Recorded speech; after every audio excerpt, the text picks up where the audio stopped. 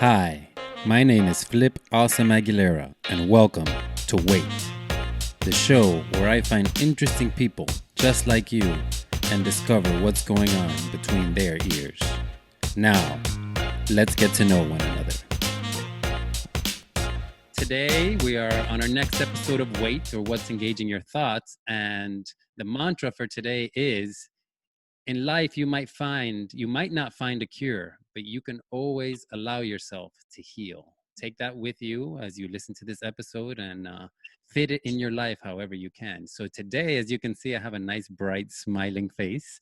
Hi. And this is Michelle Figueredo. I don't know what your other name might be, but Michelle Waga. It's also Waga. Okay. So we have Michelle Waga as well. My relationship with Michelle goes back to middle school. We went to Shenandoah Middle School in South Florida. Yep. We went to Miami High. Yes. And in our senior year, we actually dated for a while. Yes. And what's interesting is that I had the biggest crush on her in middle school. And I didn't know that.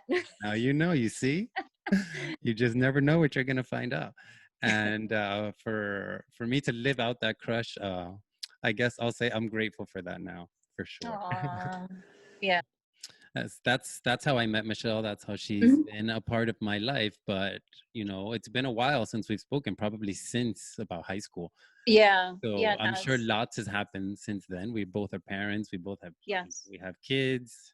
We've been through divorces. We've been through separations. Yes. We're trying to still discover ourselves now here at another age. But tell me what you've been up to. Tell me much more about you and how you've gotten to where you're at. It's a long story, but I want to say that one of the things that I always admired about you was you're always grounded, but you always were thinking out of the box. You weren't like everybody else. You weren't going with, what everyone else did. You always did your own thing, free thinker, and I always admired that about you. So that was one of the things that attracted me to you.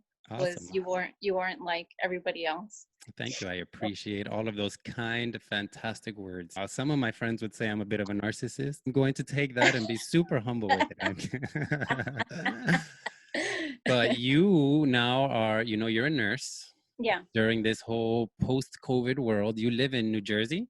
Yes. So you're close to, a part that has a lot of energy of this COVID. And I remember back in high school, you said you wanted to be a nurse. So congratulations on saying it and being it, and actually following through. Yeah. So tell us a little bit about just your journey into becoming a nurse. So what happened after high school? How did you get there? So after high school, when I finished Miami High, I was enrolled in Miami-Dade. I had a scholarship there, like a little scholarship. So I started taking my nursing classes, and then my circumstances, like my home life, because you personally know me, wasn't good. I had a very toxic, bad relationship with my mom. So after high school, it just got really bad.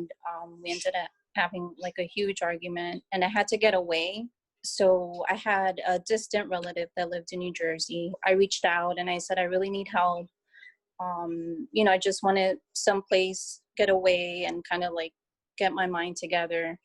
But deep down, I knew for me to live my life, I really had to like remove myself from my house. So I packed up my things. I came to New Jersey, kind of not with the intention on like moving here and staying here. But when I got here, I had to pay rent. So I needed a job. So I started working off as a telemarketer. And can you imagine me as a telemarketer? I don't have that personality. Yeah. Mm-hmm. I'm not a business minded person. I'm not like a salesman, but it was a job and I had to pay rent. So I did it. And as then we say in Spanish, resolviste. Resolví. Yeah, exactly. I did what I had to do. And then I didn't want to fall behind in college. So I enrolled at the community college here. I'm like, I can always transfer my credits. It's not a big deal. Only because, having your mom tell you, you're not going to be anything. You're not going to make it in life, and kind of molding me into needing her, like that toxic relationship, that really fueled me. Like, I'm gonna show you I don't need you, I can do it by myself. That really like lit something in me. So I enrolled in the community college here, started taking my nursing classes, working. I was always like focused. Then, like it snowballed. I finished school, I got my nursing degree, and then I took my board, started working as a nurse. So I went to a community college, so I did it in 2 years. And then at the time when I was in school, I met my ex-husband. He was working in the hospital. I was working in the hospital. Then we got married. It just kind of just snowballed. And The then, momentum like, took you. yeah, I made my life here. I kind of just made my life here. And like the energy here in New Jersey is very different than the energy in Miami. It's very peaceful here. I'm calm. I feel centered. And like I said, I made my life the way that I wanted it. So, I did have chances to go back. And I always feel like some part of Miami is still, my heart is kind of still there, but I'm like centered here, or grounded. It makes sense. You know what I mean? Yes, for sure. So that's kind of like the short version, I guess, of my story. You know what I mean? Yeah. So thank you for sharing that with us. I really appreciate your openness. Always. So before we get to the main question, I would Mhm. like to know, what is your experience like right now dealing with COVID in New Jersey? How has it been in your area?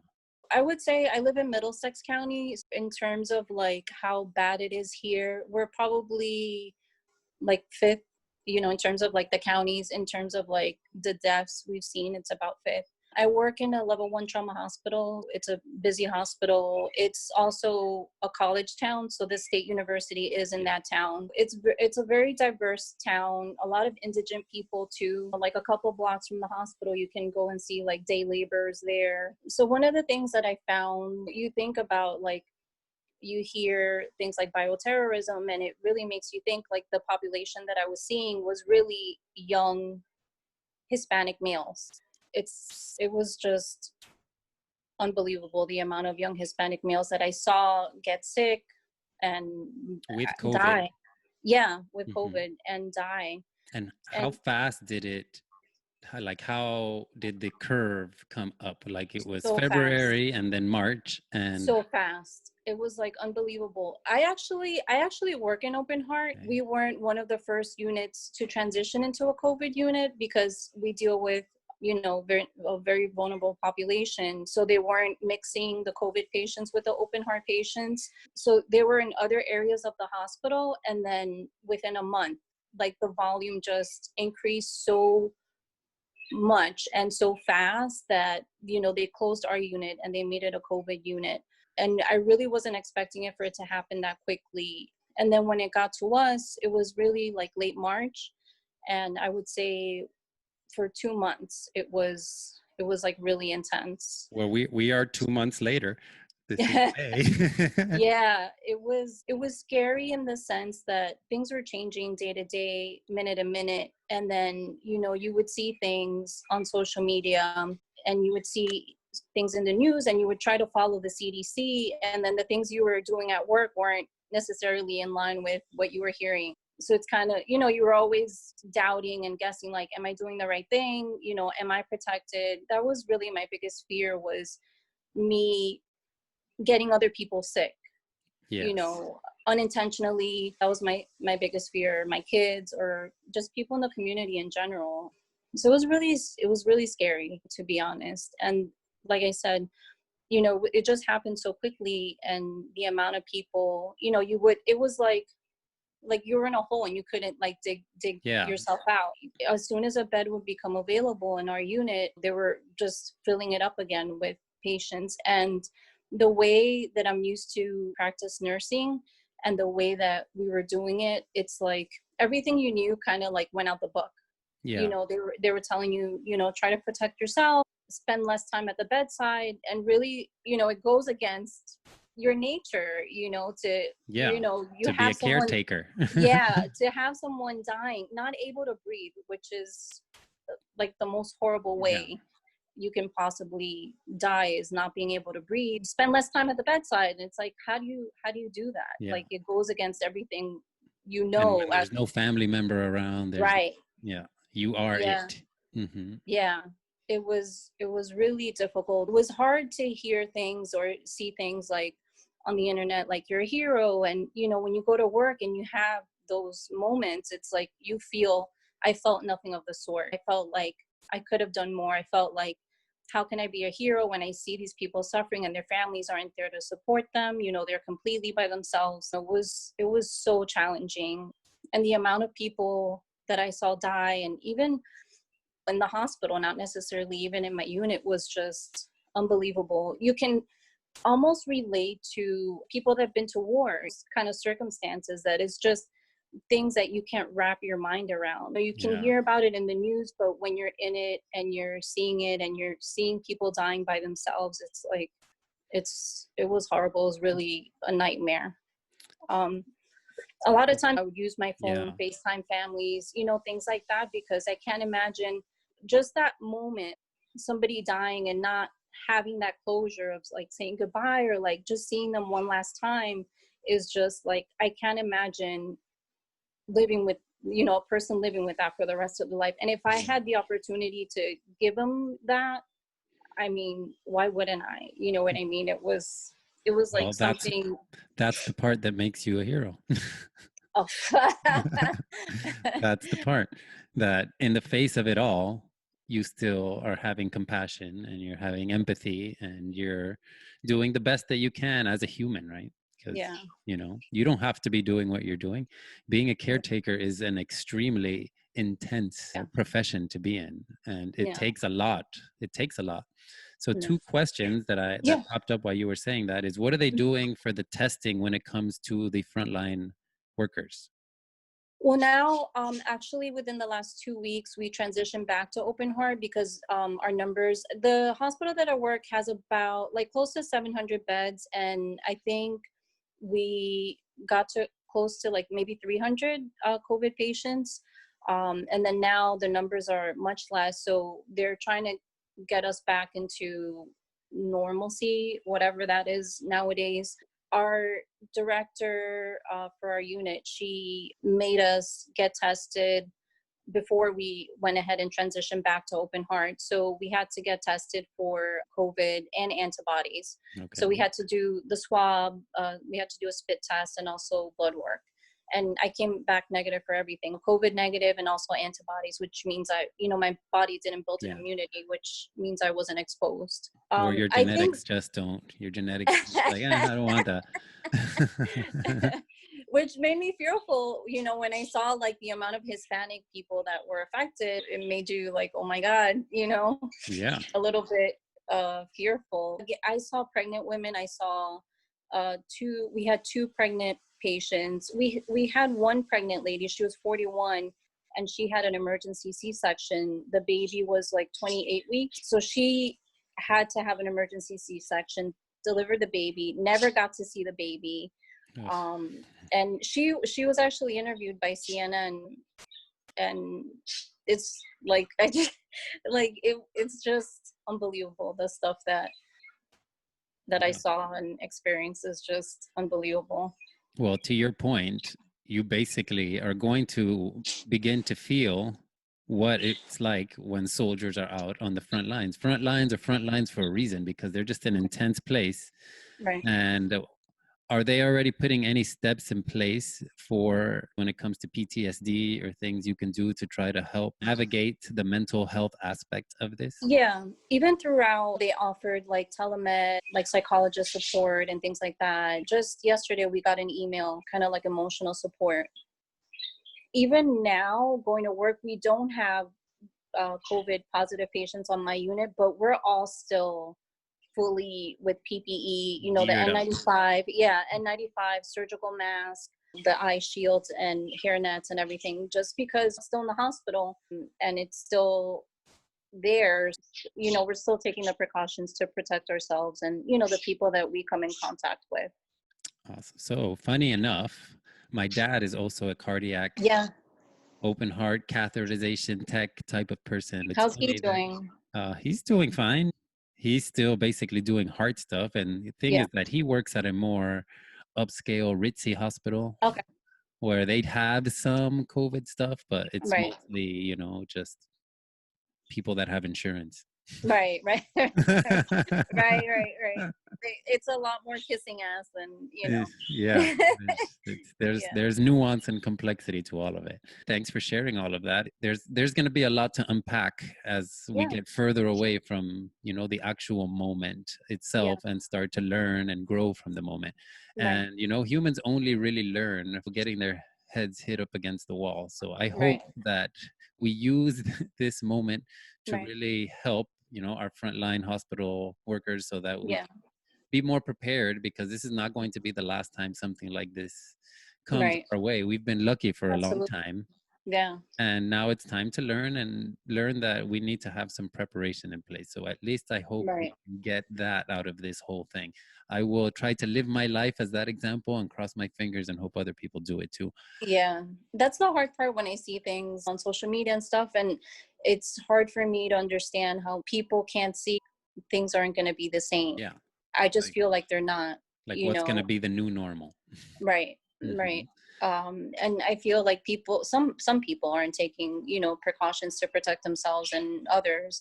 And that makes me kind of frustrated. You know what I mean? Like, how could you not try to be a little bit more aware, Well, you are from down here, from Mhm. Miami, and down here in South Florida, it's a completely different Yeah. experience than what you're, like South Beach Right, is people all over the place. They can't go to the beach, but they're right, still out and right, about and riding their bikes and rollerblading. And, right, because I have clients down there, and lucky enough, I've right. still been working with a few of them. I've That's had good. less, but I've been working with a few. Yeah. But every time I go down there, You're like, what's South going Beach, like it's South Beach. And, it's they yeah, opened South Point Park for like one day, and it was just jammed yeah, packed with people. right, But some people had masks, some people didn't. Some people are right, doing acro yoga. Some people, it's all types of different things. From my perspective, there's just been a lack of cohesion on every right, level. So when right, that is happening, how can you blame people for not right, having cohesion? It's not right. anywhere.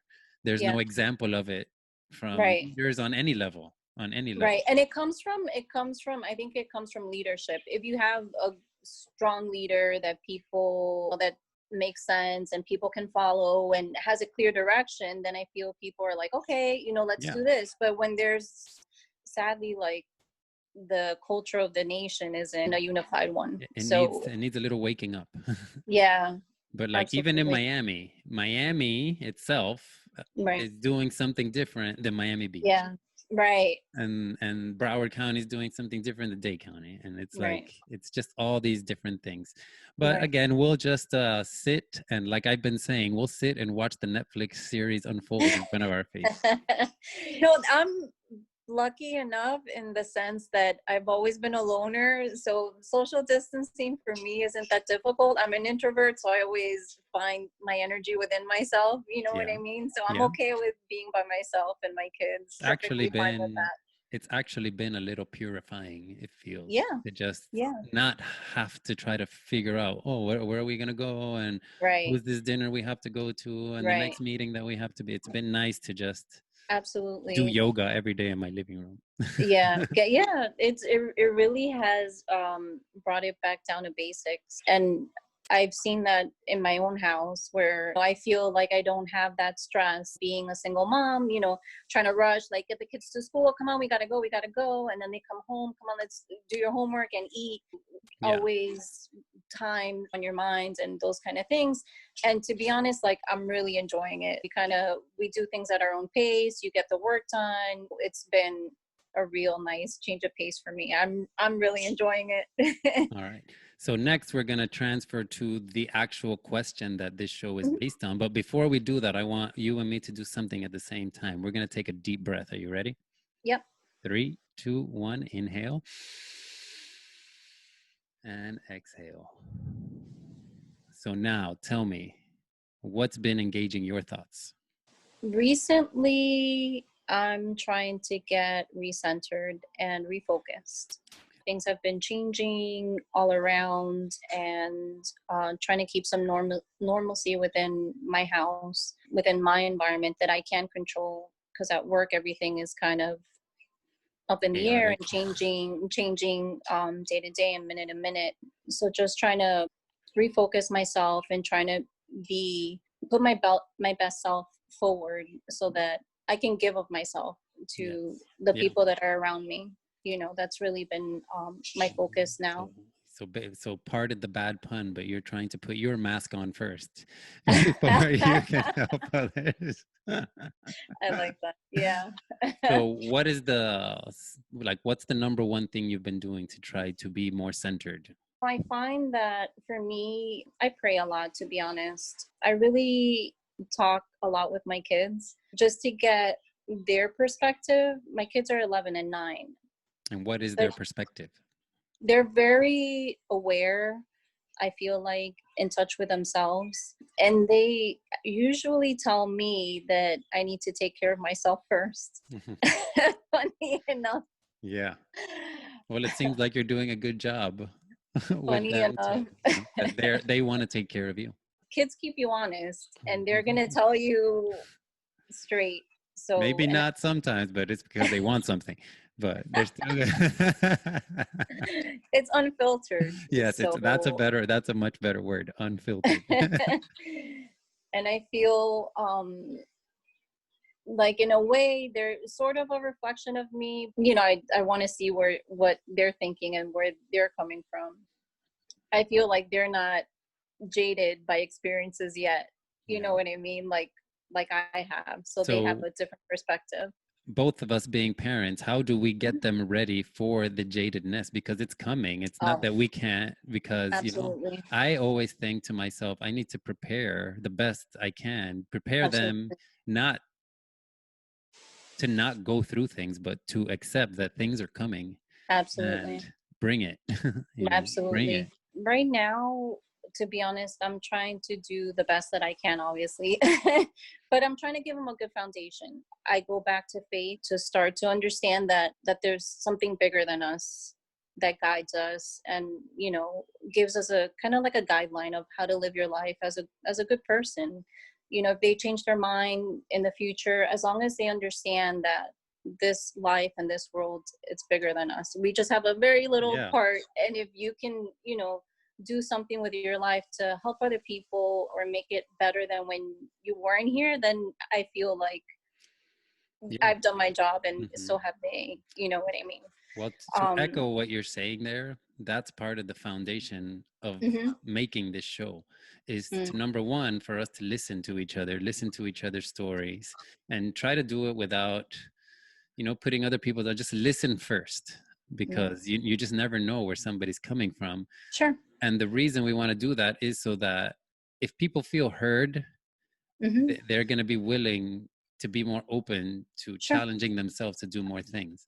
And Absolutely. I feel that the things that are going on this world and planet need us to challenge ourselves to be our best selves for the things that we need to overcome and, the issues we need to solve that we've created for ourselves. Right. So I want to try to empower people to be their best selves, just again, echoing what you're saying with how you're trying to parent your children. I'll be honest, in the moment, it's not easy. Like in the moment, it's not easy to obviously like see the solution. Like they say, hindsight is 20/20. Yeah. But I always feel like, the things that happen in life, it's for a reason. At that time, you might not see it, but just again, challenge yourself to push through, and it's for a reason. It'll get you eventually hopefully where you want to go. So next thing I have here is, what is it that you're doing to try to empower yourself to have the strongest body to get you through this journey that takes strength and stability? Right. To be honest, during the peak where I was really dealing with COVID patients, I would say 2 months. But it seems like a year. It seems like so long just because like time slowed down. It seemed you're like, oh, 2 months, that's not, but it's like, again, it was so much and so intense that it seemed forever. Well, the thing is, you still don't even know for yourself, for your colleagues, what the long-term effects of those intense 2 months are going to be. Exactly. Yeah, exactly. So during that time when I was immersed in it, I physically wasn't taking care of my body, At work, putting on the 2 masks, your face needed a break because I would get blisters on my Yeah. nose. But I was scared. I was scared to contaminate myself, taking off the mask if I didn't do it properly, just to get a drink of water. I was afraid that I would contaminate myself, or if someone didn't wash their hands or something like that. If you really think about it, and if you're like a germaphobe or something like that, you can really drive yourself crazy how many ways you can get sick. You know Yeah. what I mean? Luckily, I'm not one of those people, but so it was hard. It was hard to take care of my body physically. And then when I got home, working 12-hour shifts, seeing the things that I saw coming home, trying to get a little bit of sleep, and so that I wouldn't feel sick, so that I can help my kids do their homework, because now they're home doing virtual learning. We've had pretty decent weather. We were walking outside and things like that, but I just didn't have the energy for it. Yeah. And it probably would have helped me do something for myself and release some hormones that I needed at the time, but I just couldn't do it. And I was so depressed. I was depressed. Well, the lack of sleep, lots of Yes, adrenaline running through the, just right. nonstop. When you were up, it's nonstop movement. So it's not that you Yes, weren't exercising, right, because you were up, down, left, right. It's just no break. And then right. that's like you said, the hormonal cascade of all that stress Yes. starting to reverberate through the system it's a doozy. Yeah, yeah. And it wasn't up until, I would say, maybe like 2 weeks ago, that I've been more in tune with my body, like trying to take a little bit better care of myself physically. So it hasn't been till really recently, but at that Mhm. time I wasn't. Yeah. I felt like I couldn't. I could have, Yeah, but but I you were but I couldn't. already exhausted. Yeah. What you needed to do was grab the lowest hanging fruit to optimize your health, and that's sleep. You just needed lots of sleep. Exactly. Hmm. Yeah. So it was hard. I work 12-hour shifts. I work night shifts 3 days a week, which, did give me some time. I so looked forward to the days where I was off. Actually, like, just to be home, not even, you know what I mean? Like, Yeah. just to be home and feel some sense of peace. At that time, I was trying to be informed, watch the news and things like that. But after dealing with it Yeah. face to face, I, That's you all the know, news you needed. right. It's like, don't tell me, what Yes. it's like when I'm living it. It Yeah. was it was a challenge, to say the least. So, what do you think you're going to be able to do with your relationships with yourself and with others to help you become more centered as you move onward? For me, it's communicating with other people. I'm not a preachy type of person. I'm not gonna go out and just start talking to people like, oh my God, I was, dealing with it. But if people ask me, I will certainly share what my experience was. So I don't know if that's a good thing or a bad thing. You know what I mean? But I think if other people understood a little bit more of what it was like for people like me, then maybe they would understand a little bit better. What are some of the resources that have been inspiring you lately? To Aside be from the honest, show, of course. of course. I would say talking to other people and other nurses to just to know what they're doing. Even throughout this, we started like a group chat with my coworkers, just to let you know, like, Yeah. hey, how are you doing? Like, this is crazy. Just we really just to support each other. For me, some of my coworkers are in the same position where I am. We have young children, so we're Yeah. experiencing You some can of the same resonate with things. each other. Yeah. Yes. And it's like, oh my God, this is crazy. What are you doing? Or just kind of be there and support for each other. So really reaching out to other nurses, my coworkers and my friends, and just having that support has been a lot. Even when this was going on, my parents reached out, which I haven't spoken to them. And Yeah. honestly, I'm ashamed, but it's the truth, in probably 10 years. And I thought, when I saw the number and thought I saw it was Miami, I thought maybe it was like an old friend just trying to say something, or so I picked up. And when I saw it was my parents, I let them say their piece. So that happened. Yeah. Well, That happened. I guess they were concerned for my health or my well-being. So I let them express themselves. yeah. I, That in and of itself is good right there. yeah, yeah. So I don't know what'll happen in the future, but nobody So does, right? no, not as far as I know, not yet. I don't know. I'm working on the time travel thing. Actually, one of the last question I'm going to ask you, or the next to last, is going to have to do a little bit with time travel. So, Mm. but before that, who would you like to speak to, dead or alive? Is there anybody that you would like to just sit down and have a conversation with? Actually, my favorite person to talk to is my sister. Okay. Just because How is she, by the she's way? doing well. We spoke yesterday. She's doing well. When you think about somebody in life that truly gets you, no matter what, she's the person that I feel connects the most and understands me best, the good and the bad, my good side and my bad. She's been there for me always. And hopefully I've been there for her too, but definitely my sister. And it's a weird thing. I've been divorced now for 7 years. Obviously, it wasn't friendly at first. Now we co-parent really well. We've Okay. gone on vacations together, things like that, but it's been a long time. And with this COVID stuff, he said that. He said, if I had one person left to talk to, it would be you. So it was interesting and confusing at the same Well, time. you know what it's making me think of? What? These last two things that you said about your parents and your Mm-hmm. ex-husband is Mm-hmm. our mantra, right? Yeah. You might not Yes. find a cure, but you can allow yourself to heal. Yes. So Um, I yeah. didn't even know all that, but how, it's interesting how Yes. sometimes your instinct speaks Yes, clearer you than, have to be open to it though. yeah. Hmm. That's the thing. You always have to be able to receive those messages. You know what I mean? Okay, so here's the time travel question, and it's a bit of a tough one from the Okay. conversation that we've had, but here it goes. Are you ready? So if Sure. you could travel back and go see your 18-year-old mother, what advice would you give her? Ooh. Oh my God.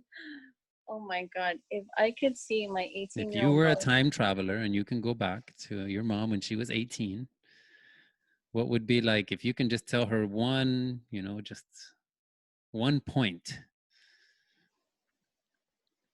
It's a deep one, I Um, know. yeah. Oh boy. I would say to her, to not be so unforgiving. To herself first and To foremost. herself. Yes. Hmm.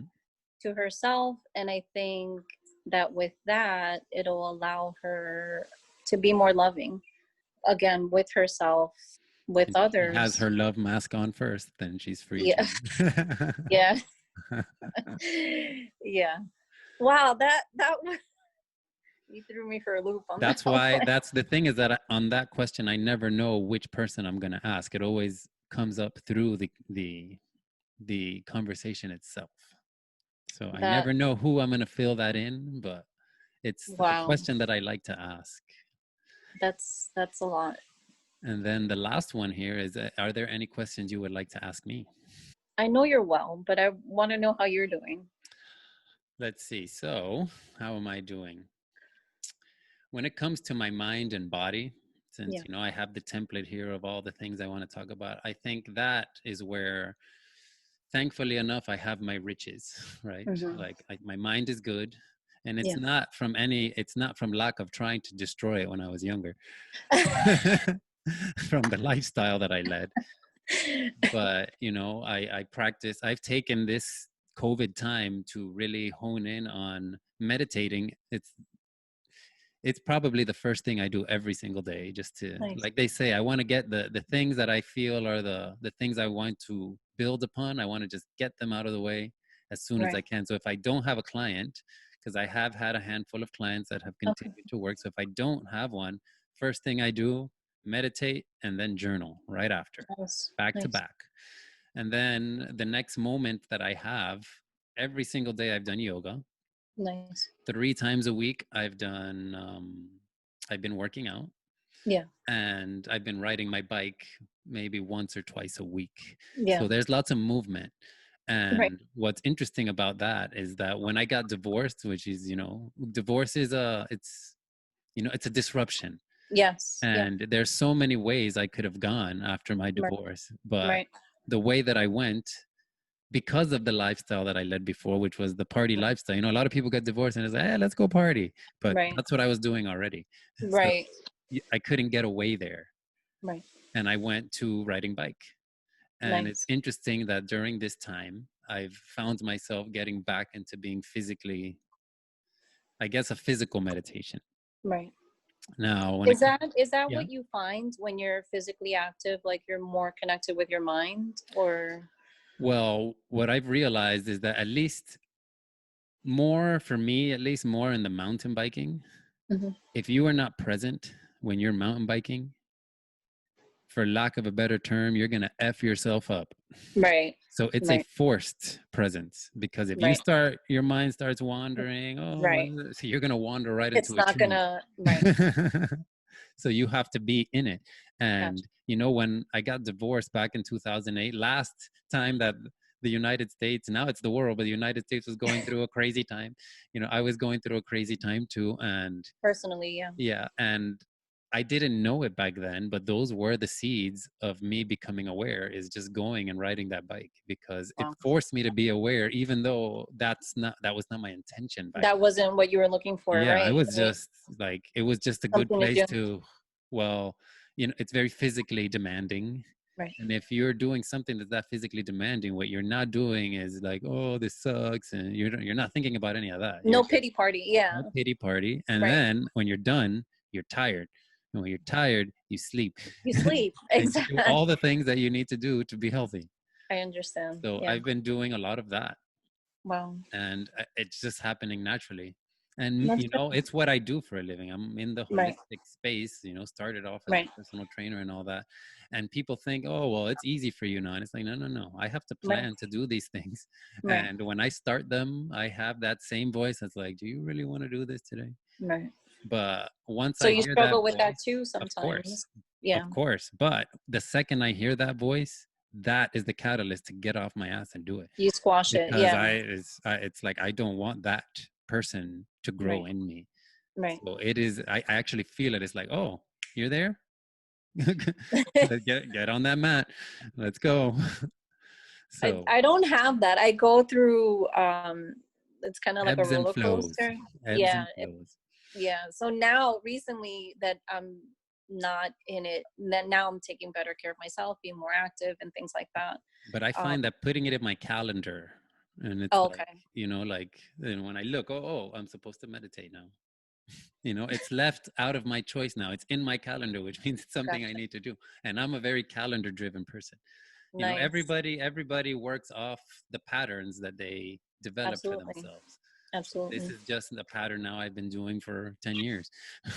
That's good. And it's working for you. So It's work right now. Again, right now I have less.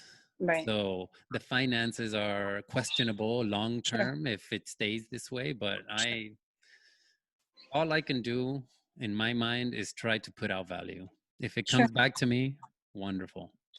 If it doesn't, I'm going to keep trying to put it out anyway. Because again, having the pity party, or, oh, this doesn't work, or everybody's Right. stupid. And I Right. went through that in my 20s, and that is not the practice that I want to continue having in my life. Right. So, It doesn't get you anywhere either, well, it does. It gets you Yeah. that. It gets you more of that. Of value, like you Well, it said. doesn't, yeah, it doesn't Yeah. get you more value. It gets you more Right. headaches, more, Right. and you tell me what you think of this concept. But, when it comes to like meditation and all these things, there's the concept of stillness. Mm. And I understand what they say when they say stillness, but I don't believe there is such a thing as true stillness, because Right. even if you're still, everything around you moves. So therefore you Right. moved. Right. Yes. Now you Yes. can be still in that movement and observe it and notice it and be present in it. But Right. no matter what, everything It's moved. So you moved. yes. Yes. I agree with you. And then when it comes to relationships, I'm trying to, I try to be a good husband, right, dear? She's back there working. I try. I need to keep practicing. That's for sure. You know, You know, yeah. like everything, Yeah. it's always evolving and changing. Like you're changing, you The know, other there's person is circumstances. changing. Right. It's so nuanced, relationships in general. And one of Yeah. my favorite people when it comes to relationships, I don't know if you listen to her or not, is Esther Perel. No. Well, when it comes to relationships, she is just the way that she communicates. She's like the Dr. Ruth of our time, Gotcha. but Oh, I'm but a gonna. lot better looking. A lot better looking. And just her communication style and the way Mm, that she makes people, you know, with a sentence just grabs the person, takes them out of their thing, and it's like, oh wow, I never really thought to see it that way. mhm. Is so I listen to her a lot to try to strive to be more like that in my relationships. When it comes to personal self, you know, Right. how I talk to myself and how I speak Yes. to others. So Yes. language is something that I really been working on a lot. So Yes. those are the things that I've been engaging my mind with and my thoughts with. We've come here to the end of this fantastic time. It's been Uh-huh. amazing. I I really have know. enjoyed listening to you and catching up with you. Thank you. And for everybody who watches the show, this is Michelle.